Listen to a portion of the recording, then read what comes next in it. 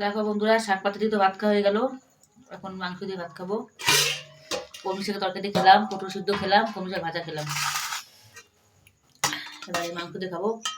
তো বেশি খেতে পারবো না, আগেতে পেট ভরে গেছে মানে খেয়ে। শাকসবজি খুব সুন্দর রান্না হয়েছে, শাকগুলো। চিকেনটাও ভালো রান্না, মানে মটনটাও ভালো রান্না হয়েছে। এটা হচ্ছে খাসির মাংস, বুঝেছো?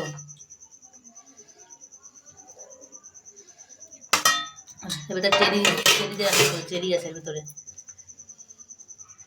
দেখো খাসির মাংস, এই যে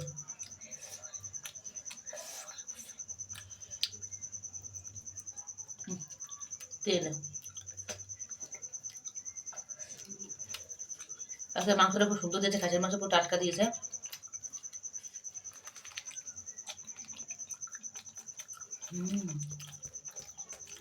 পুরো মাংসটা গলে নরম হয়ে গেছে।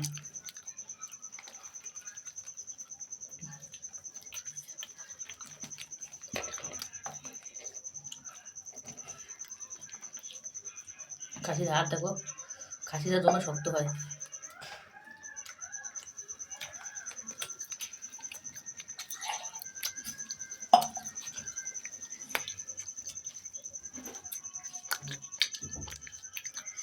কে খাবে খাসির মাংস? চলে আসে ফটাফট করে আমাদের বাড়িতে।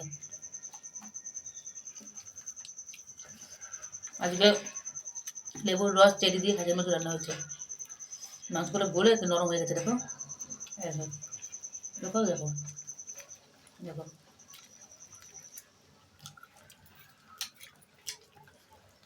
দেখো, গলে খুব নরম হয়ে গেছে মাংস, দেখো।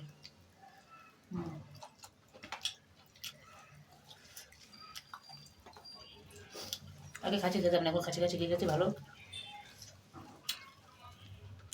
1 কেজি নিয়ে এসেছিল মটন।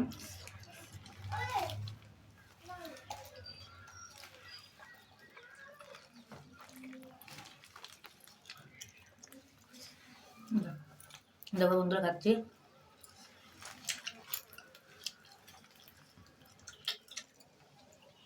তেল, এখানে তেল নিই খাসির। তেল বেশি বড়টা নেবো না, আমার চর্বি খেতে ভালো লাগে না, ছোটোটা নেবো। আর একটা বড়টা আছে, ওটাকে অন্য খেয়ে নেবে। দেখো খাসির চর্বি, দেখো আমাদের খাসির চর্বি খেতে খুব ভালোবাসে। দেখো আমি সেটা ভালোবাসি না, তাও খাচ্ছি। তেল চর্বি না এটা, ধরুন টেস্টটা তেলটা। আগে খাসি খেতাম না, এখন খাসি খেতে গেছি। আমাদের বাড়িতে কোনো খাসি খায় না। বিয়ের পর শ্বশুর বাড়িতে সে খাসি খেতে, খাসি। দেখো